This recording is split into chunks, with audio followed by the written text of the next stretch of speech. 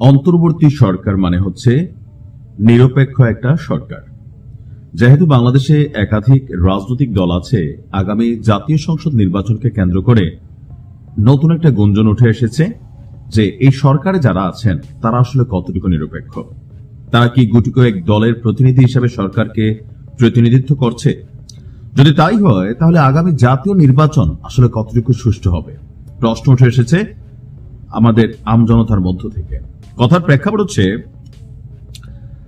দুই ছাত্র উপদেষ্টা আসিফ এবং মাহফুজ, আমরা জানি বা আজকে ঘোষণা আসছে যে খুব শীঘ্রই তফসিল ঘোষণার আগে উপদেষ্টা আসিফ এবং মাহফুজ পদত্যাগ করবে এবং কি তারা নির্বাচন করবে। সো তারা একটা দলকে রিপ্রেজেন্ট করে যেটার নাম হচ্ছে এনসিপি। আবার এখন গুঞ্জন আছে যে ক্ষমতার জন্য তারা বিএনপিতেও মনোনয়ন চাইতে পারে অথবা সেখান থেকে তাদের আসন দেওয়া হতে পারে। এখন শুধুমাত্র কি আসিফ এবং মাহফুজই কোন দলকে রিপ্রেজেন্ট করছে? আসলে সরকারের ভেতর যে উপদেষ্টারা আছে 5ই আগস্ট পরবর্তী সময় এই উপদেষ্টার মধ্যে জামাতের উপদেষ্টা আছে, হেফাজত ইসলামের উপদেষ্টা আছে, বিএনপির উপদেষ্টা আছে। আই মিনস তাদের পছন্দশীল ব্যক্তিরা উপদেষ্টা পদে অনেকে আসীন হয়েছেন। এখন একটা সরকারের ভিতরে যদি এত রকম দলীয় উপদেষ্টা কানেক্টেড হয়ে যায় তাহলে বাকি যে দলগুলো আছে অথবা আমজনতার যে চাওয়া পাওয়া, তো এই চাওয়া পাওয়াটা কি এই সরকার বা এই উপদেষ্টারা যে নির্বাচন আয়োজন করতে যাচ্ছেন সেখান থেকে কতটুকু সুষ্ঠু হবে প্রশ্ন থেকেই যায়। দর্শক, আজকে সরকারের এক ধরনের তলাই খুলে দিয়েছেন, এটাকে বলা যেতে পারে উপদেষ্টা আসিফ। কারণ আলোচনা সমালোচনা তাকে ঘিরে বেশি হচ্ছে, সেই জন্যই আজকে তিনি দিয়েছেন চাঞ্চল্যকর তথ্য যে অন্তর্বর্তী সরকারের সঙ্গে যুক্ত এই দুই ছাত্র উপদেষ্টা ছাড়াও অনেকেই নির্বাচন করবেন বলে দাবি স্থানীয় সরকার, পল্লী উন্নয়ন এবং সমবায় উপদেষ্টা আসিফ মাহমুদ সজীব ভুইয়া।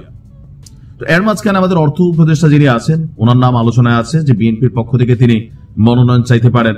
আরো কয়েকজনের নাম কিন্তু আলোচনায় আছে। আজকে সচিবালয়ে সাংবাদিকদের সাথে আলাপকালে তিনি এই তথ্য দিয়ে বলেছেন, আমি নির্বাচনে অংশ নেব সেই ঘোষণা দিয়েছি। ছাত্র উপদেষ্টা আমরা ছাড়াও অন্তর্বর্তী সরকারের সঙ্গে যুক্ত রয়েছেন এমন আরো অনেকেই নির্বাচন করবেন বলে জানতে পেরেছি। অর্থাৎ শুধুমাত্র উপদেষ্টারা না, এই সরকারের বিশালতা আছে। একটা সরকার তো 8-10 জন উপদেষ্টা দিয়ে চলে না, তো সেইখানে কানেক্টেড বিভিন্ন পর্যায়ে বড় বড় রথী মহারথীরা তারাও নির্বাচন করবেন অনেক দলের পক্ষ হয়ে। নির্বাচনে অংশগ্রহণের প্রস্তুতি প্রসঙ্গে তার বক্তব্য হচ্ছে, নির্বাচনে অংশগ্রহণ করার আগে পদত্যাগ করব এবং তারপরই নির্বাচনে অংশ নেব এবং সেভাবেই প্রস্তুতি নিচ্ছি।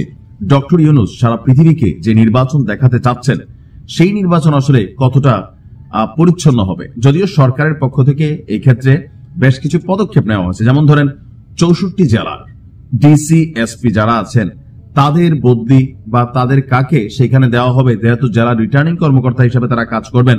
তো এই ক্ষেত্রে সরকার একটা ভিন্ন পদ্ধতি আনছে, সেটা হচ্ছে লটারি। যে লটারি করে আপনার একটা সিস্টেম। এখন এই লটারি কি রাজনৈতিক দলগুলোকে সামনে রেখে করা হচ্ছে নাকি উপদেষ্টা পরিষদের সামনে রেখে একটা বাক্সের মধ্যে নাম লেখা ফালায় করা হচ্ছে, এটা নিয়েও কিন্তু একটা প্রশ্ন রয়ে গেছে। কেউ আলোচনা করছেন এটা নিয়ে, কেউ সমালোচনা করছেন। অর্থাৎ সব মিলিয়ে আমরা এতটুকু বলতে পারি যে এই ইন্টারিম বা অন্তর্বর্তী সরকারের যে নিরপেক্ষতা সেই জায়গাটা কিন্তু প্রশ্নবিদ্ধ। বরাবরই এনসিপি দাবি করছে এটা বিএনপি ঘেঁষা সরকার, বিএনপি দাবি করছে এটা এনসিপি ঘেঁষা সরকার, জামাত দাবি করছে এটা বিএনপি ঘেঁষা সরকার, বিএনপি দাবি করছে জামাত ঘেঁষা সরকার। আপনি দেখেন এই সরকারের নিরপেক্ষতা অনেক আগে নেয়, আর আওয়ামী লীগ তো টোটালি কাইটাই দিছে। সো এখন প্রশ্ন থেকে যাবে যে আগামী নির্বাচনে যেই দল পরাজিত হবে বা যারা পরাজিত হবে তারা এই পরাজয়টাকে বা এই নির্বাচনটাকে কতটুকু নিরপেক্ষ হয়েছে বলে দাবি করবে, সেটা নির্বাচনের পরের দিনই বোঝা যাবে।